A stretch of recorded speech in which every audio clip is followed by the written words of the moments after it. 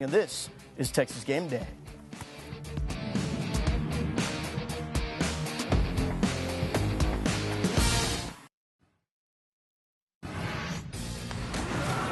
I'm Lowell Galindo here with Chris Rix, the four-year starter for the Florida State Seminoles, the first and the only under Bobby Bowden, the legendary Florida State coach. Yes. Explosive plays, that's been a big issue for this offense dating back to last season. You look at a guy like David Ash. First touchdown as a starting quarterback came in the Holiday Bowl, the very last game of the season for the Texas Longhorns. Interesting storyline, though, year two. Not only is it year two for the defensive coordinator, offensive coordinator, and new systems, but you're making that jump with the bulk of this team from the freshman to sophomore year. You've mentioned there's a difference. You redshirted David Ash going from the true freshman to true sophomore season. What kind of growth can you make? Because we always hear the biggest leap comes between those 2 years. Yes. Well, again, going back to last year, he was going right from high school to college, and it got a lot quicker. He didn't have a spring football. He didn't have summer to go 7-on-7, 1-on-1s, and do everything that you do as a redshirt. So I expect this year for the game to slow down for him a little bit, let alone all the preparation that he's done. Yes, they were 86th in the country in pass offense last year. Expect that to be much improved this season. So whether it's David Ash, whether it's Case McCoy, I think coming through the spring, getting more time in the film room, and the game slowing down a little bit for them, Lowell, I expect drastic improvements for the quarterback position this year. Well, we know in this game against Wyoming, it's going to be David Ash, the starting quarterback, but we saw in the season opener last year, all the quarterbacks come out and play. As the depth chart shapes up right now, Case McCoy is the number 2 quarterback. Yeah. What is his role as the number 2 guy, and is that what other programs may see as a number 2 quarterback? Well, his role is to stay ready. As someone who's been involved in quarterback competitions, you mentioned the word controversy. At Florida State, whether it was with Wyatt Sexton, Adrian McPherson, Fabian Walker, whether I was a starter or if I had been benched, I always had to be ready. And that's what Case McCoy has to do. He started 5 games last year. He has experience. It's not like he's never seen the field. And as we know in college football, all it takes is one series. It doesn't even have to be an injury. It could be just he's not feeling it right now, and Mac Brown wants to go to the other guy to spark the offense. So I really think that we'll see Case McCoy, not just if David Ash gets injured, but if he's struggling, because these quarterbacks only have about 3 weeks to get ready. At the end of September, you've got on the road at Oklahoma State. Then you welcome in West Virginia and Dana Holgorsen in that offense. We saw them in the Orange Bowl. And then just a week later, you have the Red River rivalry with Oklahoma. So these quarterbacks have really the month of September, whoever it is, to get ready. And then everything needs to be clicking on all cylinders come October.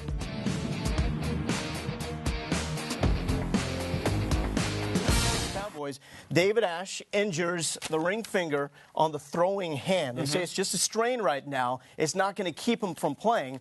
But when he goes out there and does play, what will it mean when we actually see this performance come out? Well, it's going to alter his grip. And if it was a thumb, he'd be out. He wouldn't even be throwing the ball because you can't grip the ball without your thumb. Yeah. If it's a ring finger, it is going to alter his pressure on the football. Index and middle, it's a little bit different. They're probably going to tape one of those fingers, whether it's the middle finger to the ring or even the pinky. But it will definitely affect, I think, his accuracy, Lowell, and the velocity on the ball. I don't think he's going to be able to pull that trigger as hard as he normally does. He's probably going to give a little grace with how firm he grips the football, and then it will affect your accuracy. So hopefully, whether they tape it up, whether they put it back in place, I know it's just a jam, but if that gets any worse, it could really be bad for the accuracy and the velocity of the way he throws the ball, and you could see Case McCoy entered in the ball game. I think we need to do something right here. Hold the ball out like this. Can we get a zoom in right here? Okay, so you're talking about the ring finger. That's right. That's why we put the ring on it. You just happen to have this on? Is that coincidence right there? I mean, you got some bling going on. Well, we want the audience to know exactly what finger we're talking about. You mentioned the ring finger, so we put the ring on there. That's the finger it is. And you got to have a little pressure there on your grip if you're a quarterback. That's just the exclamation point. I just happen to have this ring on. I'm a champ. That's Chris Rix. We're going to talk more about the offense coming up. Good to be back on Texas Game Day, and Texas Longhorns fans, I think you'll say it's good to have that young man back. Marquise Goodwin, coming off a stellar performance in the London Games. We're going to pretend like he won a bronze medal, all right? Maybe if he won the gold, he would not be playing for the Texas Longhorns this season, but since theoretically he won the bronze, he is coming back. So Marquise Goodwin, yes, he's got the burnt orange working as well. You got the unity there. You got to color coordinate. So Marquise Goodwin, a guy that is a track star, but also one of the stars of the wide receiver core here. He hasn't had a lot of time to get ready. So what is going to be the adjustment? We know he's in world-class athlete shape.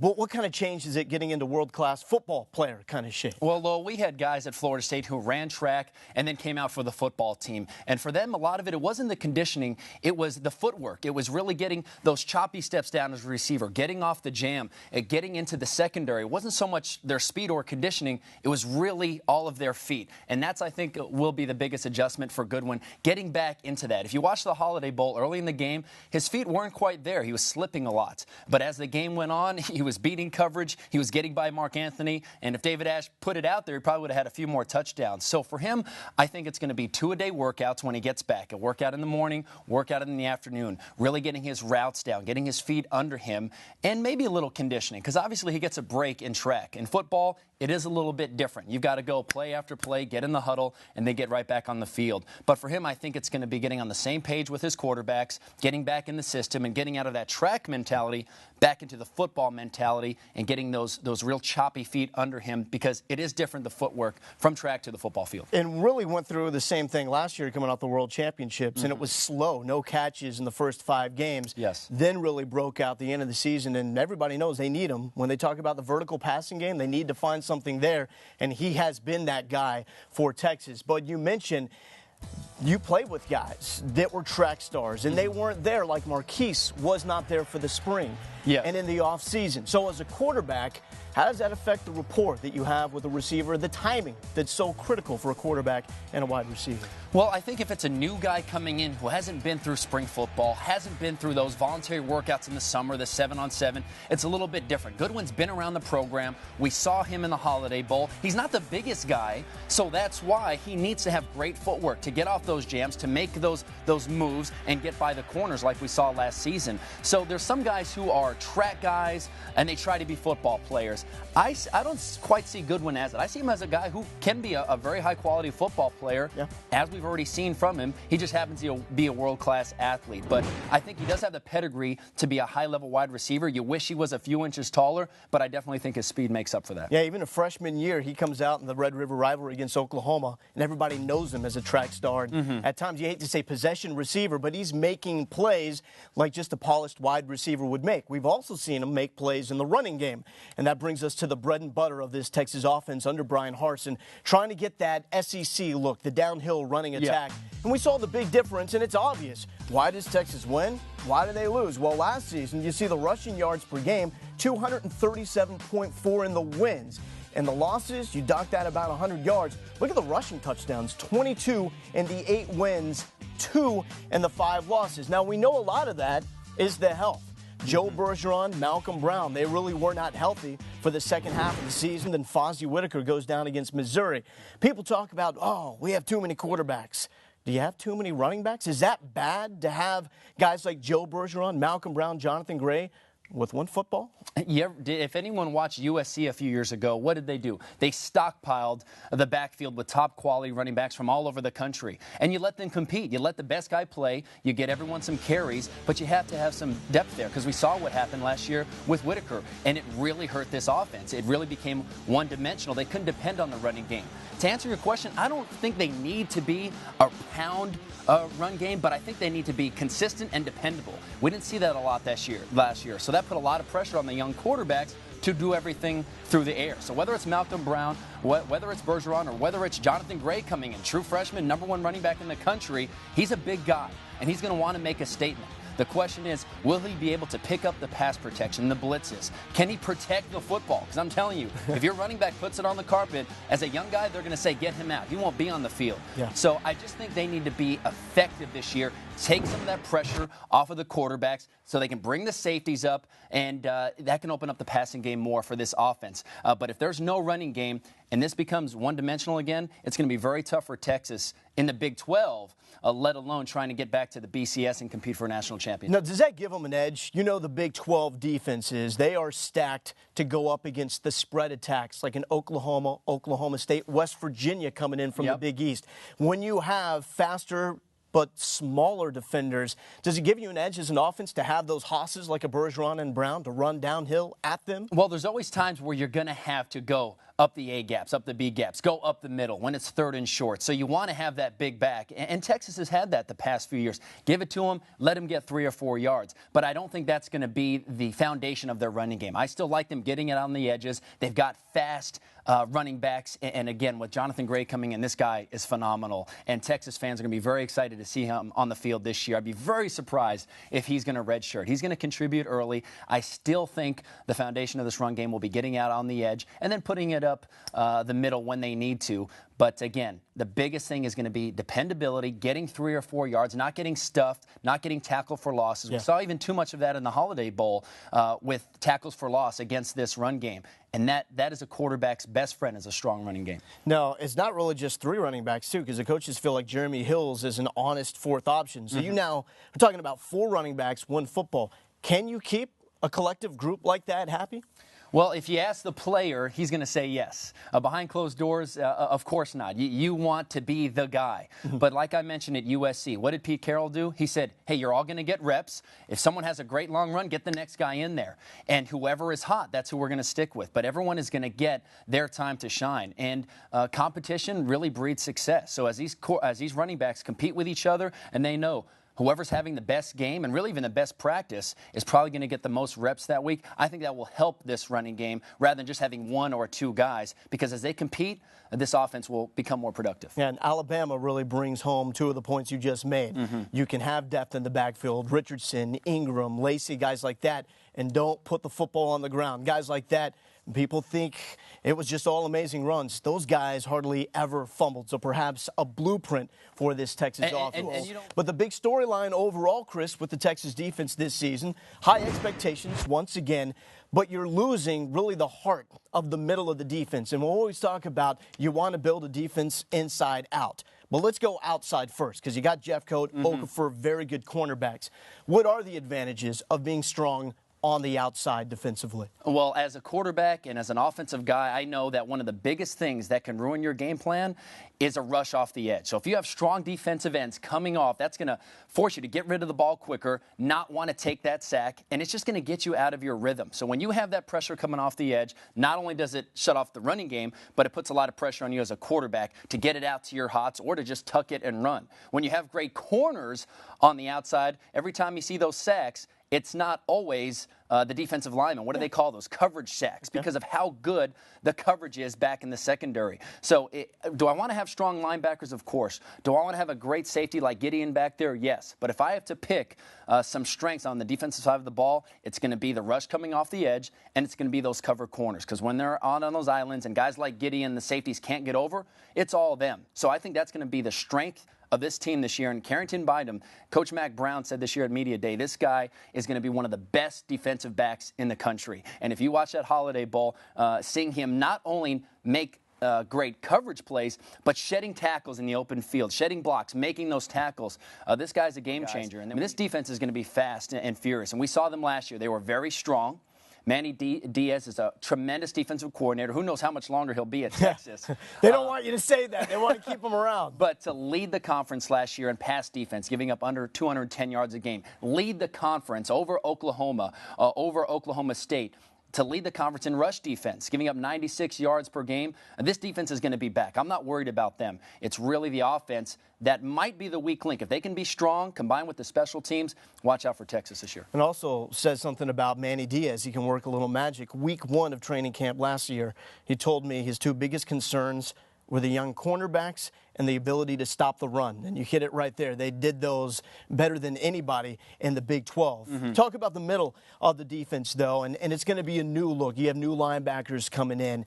You look at the middle, though, and you got a big boy like Steve Edmond. He's fast, but he's thick. If you are designing a prototypical linebacker for the Big 12 in the middle, what is he going to look like? Well, I think he'll look like Jordan Hicks. I like Jordan Hicks in the middle. I mean, this guy is a leader. He's a captain, and he's really going to be the quarterback of this defense this year. And he may not be the biggest and the fastest, but his mind and the way that the defense rallies around him, he's going to be Manny Diaz's quarterback on the defensive side of the ball. So I think everything stems from the middle with Jordan Hicks, and then it just carries out, as we mentioned, on the defensive ends, on the cornerbacks. So this defense, again, I really don't have a big concern. They're going to get that experience in September. So when they hit that stretch with Oklahoma State, with Oklahoma, and again with West Virginia coming in to Austin, I think this defense will be ready. And if you just watched any of that second half of the Holiday Bowl, you saw the blitzes that Manny Diaz was bringing. And the quarterback for Cal, he really didn't know what to do. And that was the difference between him and David Ash. David Ash felt protected. He felt confident. And Zach Maynard just really didn't know how to operate the offense. It was because of that defensive pressure. So tell me, as a quarterback, you're sitting there, you're trying to survey the field and set up what's going to happen next. And all of a sudden, where you typically expect to be a linebacker, you see a defensive tackle. Where there should be a defensive end, you see a defensive tackle or someone else like a linebacker moving over. And everybody's standing up. You don't know what the heck's going on. What do you do when you see something like that? That's what Manny Diaz does so well. There's so much movement in his defense, not just from the secondary and rotating from a cover 1 to a cover 2 or a 2 up to a 3, but there's so many twists and stunts up front from the defensive line and the linebacker. So as a quarterback, you don't know if they're going to do a zone blitz and drop the defensive line. You don't know if they're going to bull rush you. So I think that's what Manny Diaz does a great job in disguising his defense and confusing quarterbacks. You don't know what the coverage is going to be. You don't know what the blitz is going to be. So he's going to have his young players coached up and dialed in, so opposing quarterbacks really don't know what's coming until the ball snaps. Now, what's the negative of that? Because he always talks about anything he can do to confuse the quarterbacks. If it's that simple, why isn't everybody doing that around college football just to get into the heads of the quarterback? Well, one thing you lose there is you might get a defensive lineman who's out of his gap. You can't get his run fit maybe as solid if he's down in a 3-point position and ready to shoot the gap. When you have those twists, when you have those stunts, you can run into that. But I don't see Manny Diaz concerned with that. He's aggressive. I mean, you see him celebrate when his defense gets a sack. He's jumping. He's 15 yards out on the field. You would want him to suit up in some games and play. And I think the defense really feeds off of that. So he'll give up a little fundamental technique in a gap and a stance to get that movement and not only confuse the quarterback, but the offensive lineman as they're pointing out who's got who, the center, calling out the Mike backer, and identifying who the defenders are. That can make it really tough on an offense when you don't know who you're supposed to block, who you're supposed to pick up as an offensive line, and that does not give your quarterback a lot of confidence when you still hear the linemen talking as you're snapping the football, and that's what the Texas defense does very well. And it may remind you of your old defensive coordinator at Florida State, Mickey Andrews, because Manny says that when he was a GA at Florida State, that's one of the guys he learned the most really from coming into his days now as a coordinator. So you go all across the Big 12, and wait, we got some new names. We got TCU.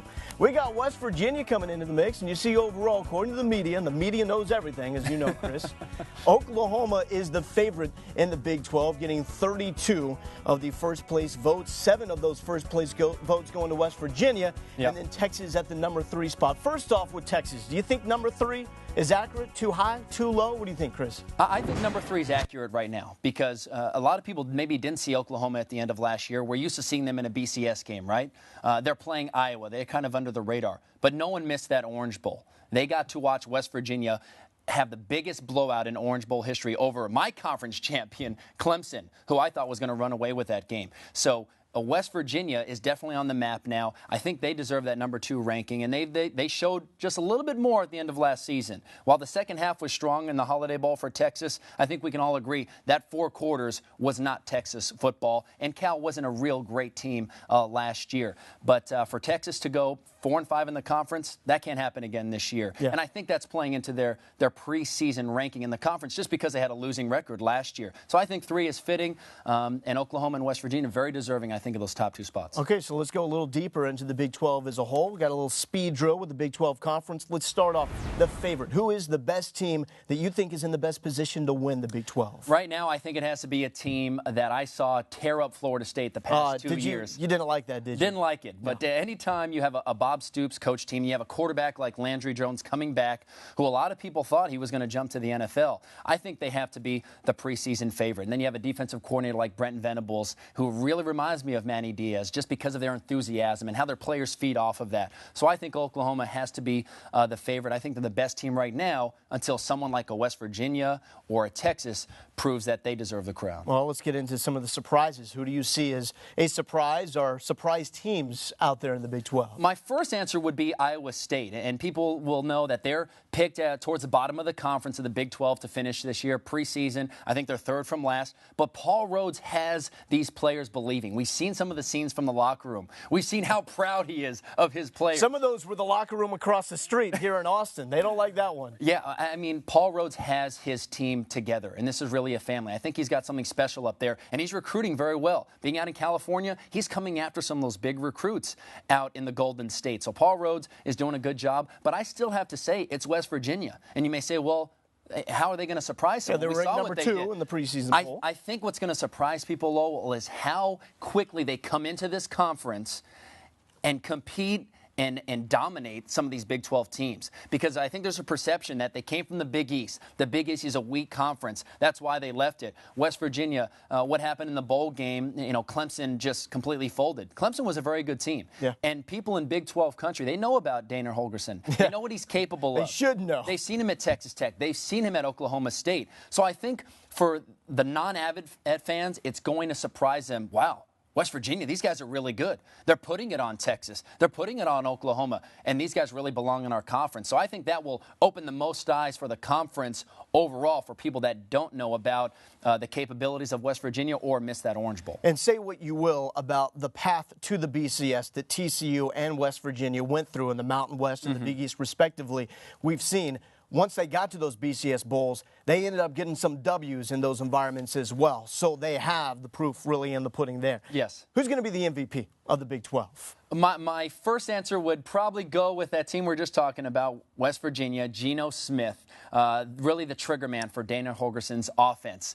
Over 400 yards passing in the Orange Bowl, 6 touchdowns. So you would think he would be the guy because of how he finished last year.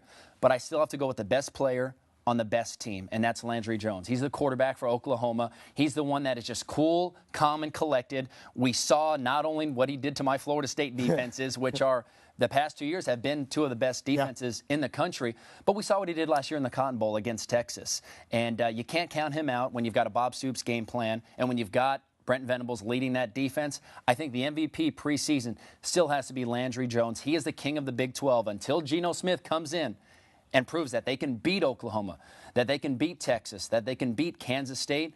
I still think it has to go to the quarterback for the Sooners. See what happens in the second half of the year. There's been some struggles down the stretch and on the road for Landry Jones. Perhaps he gets that all figured out. We're not on the road. We're right here at home because Texas is across the street at DKR, about to open up the season against the Wyoming Cowboys. And there are the boys in the burnt orange. What is this like? You're about to start off the season. You're getting together for one last huddle. What's happening right now? Oh, you cannot wait to get it going. So whether you're going to whoop it up or break it down, do your tradition, it's get in the locker room, get out, and let's get this thing underway. Usually that's Mad Dog and Benny Wiley. Where my horns at? Well, they're right here on Texas Game Day.